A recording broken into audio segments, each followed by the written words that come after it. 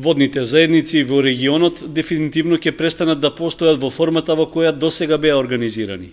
Иако се уште не е определен крајниот рок до кога ќе функционираат, во подготовка се измени на законските одредби, со кои е опфатено и нивното работење. Со измените се планира реорганизација на целиот систем на наводнување во државата, што пред усвојувањето ќе биде предмет на јавна расправа и меѓу земјоделците.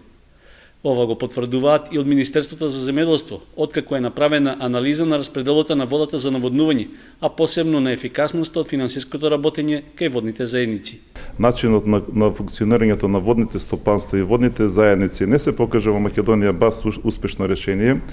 Од тие причини во владата е формирана комисија која работи на реорганизација на водните стопанства, односно водните заедници, односно сакам да кажам дека во владата се работи драв верзија за ново уредување на водните стопанства, со тоа што ќе се оди на акционерско друштво, која ќе биде централизирани на сите водни стопанства. Сакам да кажам, тоа уште е во драв верзија, ќе работиме, сигурно ќе оди на јавни расправи, така да се најде едно решение кое што стварно ќе биде направено така да договара на нашите прилики.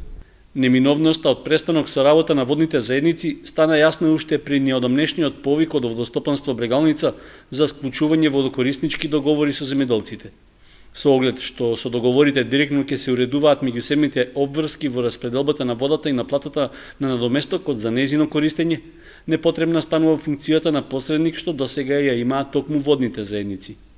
На подрачјето на хидросистемот Брегалница беа формирани вкупно 23 водни заедници, од кои за кратко време скоро половината се соочија со финансиски проблеми.